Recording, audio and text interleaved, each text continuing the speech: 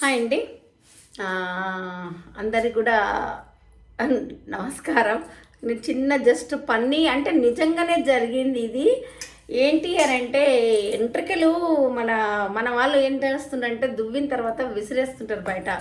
అలా బయటికైతే విసిరేయకండి. ఆడవాళ్ళకి చెప్పేది ఏంటంటే ఇదే, మంచిగా చుట్టి చేసి ఒక కవర్లను దేనిలోనో పెట్టేసుకోండి, జమ చేసుకోండి.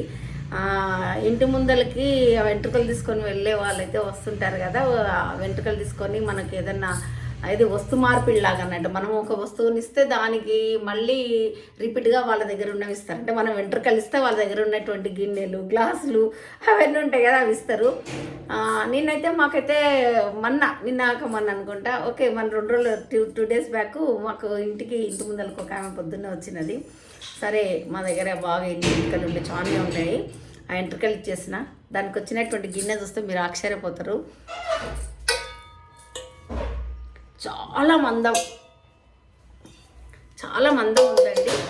ఎంత బాగుందంటే అంత బాగుంది. ఎంట్రికలకు ఇంత పెద్ద గిన్నె వచ్చిందంటే చాలా ఆశ్చర్యంగా అనిపించింది నాకు కూడా. ఫస్ట్ ఇవ్వను అని అన్నది. కొన్ని ఎంట్రుకలు తీసుకుపోయినా కొన్ని ఎంట్రుకలు ఇంట్లో పెట్టేసిన. ఆ ఎంట్రుకలకు ఇలాంటిదే కానీ ఇంత చిన్నది ఇచ్చింది బౌలు.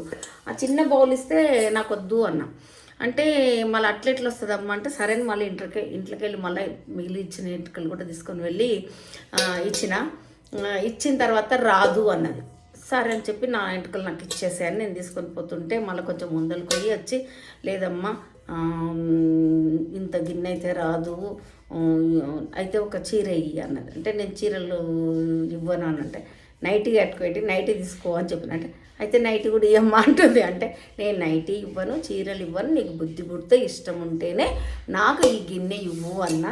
నాకు ఇంత పెద్ద గిన్నె వచ్చింది. నాకు చాలా హ్యాపీగా ఉంది. ఎంట్రుకలకు మనం ఎంత దుబారాగా పరేస్తుంటామో కదా ఎంట్రుకలను. ఇప్పుడు అనిపించింది అంటే చాలా వరకు నాకు ఎంట్రుకలతోనే మేము బాగా వస్తువులను తీసుకున్నాము. ఈ చెంబు కూడా ఇది కూడా ఎంట్రుకలదే అన్నట్టు. ఇంకా చాలా ఉన్నవి.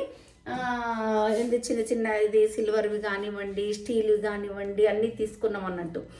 ఆడవాళ్ళు మీరు సంసారము పొదుపుగా వాడేవాళ్ళు కదా, మన తెల్ల వెంట్రుకలే కదా, పోగు చేసి పెట్టండి. ఇంటి ముందరికి వస్తే గిన్నె వచ్చినా మనకు ఒక వస్తువు వచ్చినట్టు కదా. పారేసేదాన్ని జమ చేయడం వల్ల చిన్న వస్తువు వచ్చినా మనకు సంతోషం కదా. మన ఆడాళ్ళం కదా, ఉట్టిగానే అల్ప సంతోషం.